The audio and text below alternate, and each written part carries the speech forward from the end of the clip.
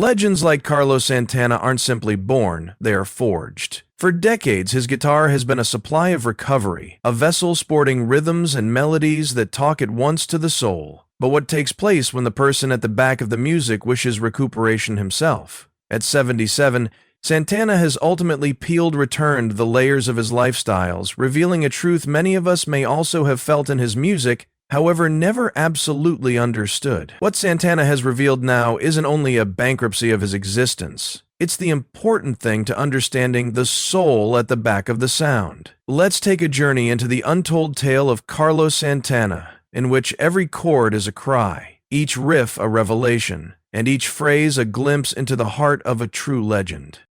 You recognize there is something sensational, approximately legends. They convey an air of mystery, a sure mystery that makes us dangle on their each observe, each word, each move. Carlos Santana is one of those legends. For a long time, his guitar has been a beacon, weaving together rock, blues, and Latin rhythms in a manner that feels nearly divine. Carlos Santana's tale starts inside the small solar-soaked city of Outland, Navarro, Mexico, in which he became born on July 20th, 1947. Life there was simple but wealthy, with way of life and song was everywhere.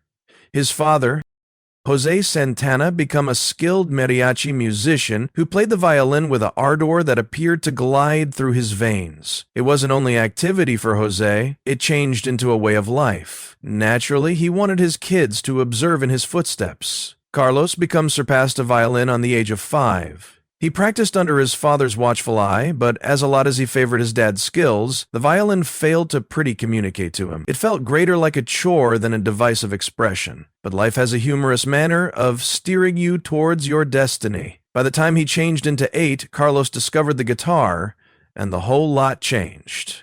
Growing up, Carlos wasn't simply surrounded with the aid of music, he was immersed in it. He spent hours being attentive to traditional Mexican tunes, absorbing the rhythms and melodies of mariachi track. At the identical time, the radio added him to American blues and rock artists like B.B. King, T-Bone Walker, and Little Richard. These contrasting patterns commenced to form his specific sound, a blend of cultures that might later outline his tune career. But lifestyles in Outland changed into far from glamorous. His family did not have lots in phrases of wealth. They lived modestly. And like many households of that era, they often had to work difficult just to make ends meet. His father changed into performing at one-of-a-kind occasions and was too busy to hold his son's guitar classes. Then came into their lives an American man who befriended the younger Santana. The guy, who seemed pleasant and supportive, ingratiated himself into their lives, offering himself as a depended-on figure. The abuse befell over a period of time, leaving the younger Carlos pressured, ashamed, and emotionally shattered. It's important to understand the dynamic right here. The abuser exploited Carlos's trust and the innocence of his adolescence. This guy used manipulation, imparting himself as a friend and protector to get entry to Carlos. The man lured him into conditions in which the abuse should arise, regularly beneath the guise of providing help or guidance. This grooming manner left Carlos feeling trapped, unable to comprehend what became occurring or how to escape it. The emotional toll became devastating. He felt remoted, pressured with a secret he couldn't percentage, and this led to a deep feel of shame that lingered for years. The scars went beyond the immediately pain. The abuse left him with emotions of unworthiness and distrust, clouding his notion of relationships and safety. And so, within the late 1950s, whilst his circle of relatives determined out about this incident, the Santana circle of relatives made a lifestyles-changing flow to Tijuana, and subsequently San Francisco inside the early 60s. And so, like many immigrant families, they confronted such a lot of struggles. But one changed into essentially financial means of living. Carlos, keen to help out and locate his area, took on a chain of menial jobs to assist himself and his family. His first process changed into as a dishwasher in a diner. Day after day, he stood over a steaming sink, scrubbing plates and silverware. It wasn't glamorous paintings, a ways from it. The pay turned into modest, the hours lengthy, and the kitchen become frequently a chaotic whirlwind of clattering dishes and barking orders. Yet Carlos approached it with quiet willpower. It wasn't just a job for him, it turned into a stepping stone, a way to contribute whilst conserving directly to his dream of becoming a musician. But dishwashing wasn't his only gig. Having the experience of working as a street musician in Tijuana before moving to San Francisco on weekends and evenings, he'd seize his guitar and head to nearby clubs, bars, and parks playing for guidelines. He wasn't simply working towards his craft, he was surviving. His performances have been raw and emotional, blending conventional Mexican tune with the blues and rock effects he cherished. In the evenings after his dishwashing shifts, he'd regularly head to jam sessions in San Francisco's burgeoning tune scene. This changed into the 1960s, a time when the town was alive with counterculture power and musical experimentation.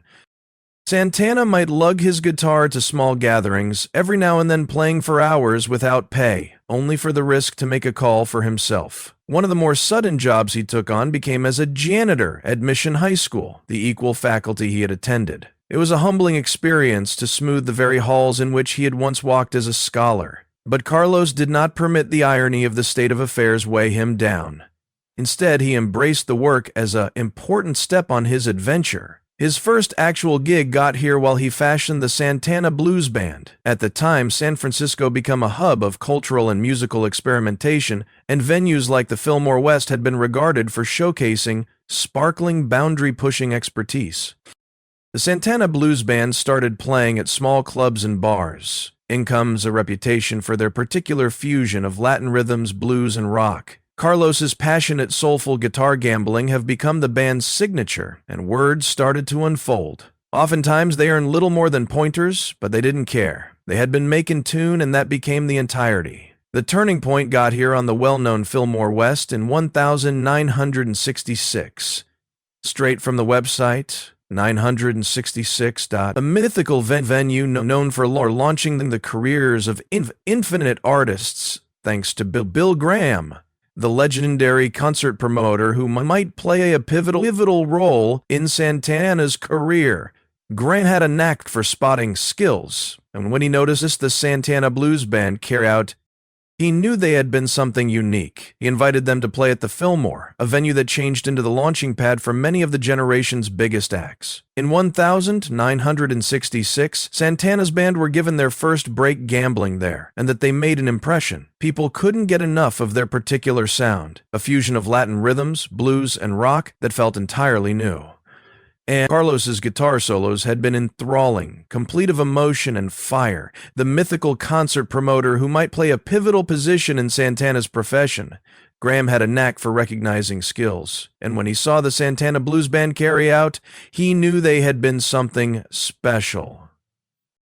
He invited them to play on the Fillmore, a venue that became the launching pad for the various era's biggest acts. But the moment that changed the whole thing got here in 1969. At Woodstock, Carlos becomes simply 22 years old when his band was referred to as much as perform at the now iconic competition. The exciting reality approximately this gig become, they were not even presupposed to play that early in the lineup, but due to a remaining minute exchange, they have been pushed onto the degree before Carlos felt equipped. He hadn't even had time to come back down from a hallucinogenic journey, something he later admitted made the experience surreal.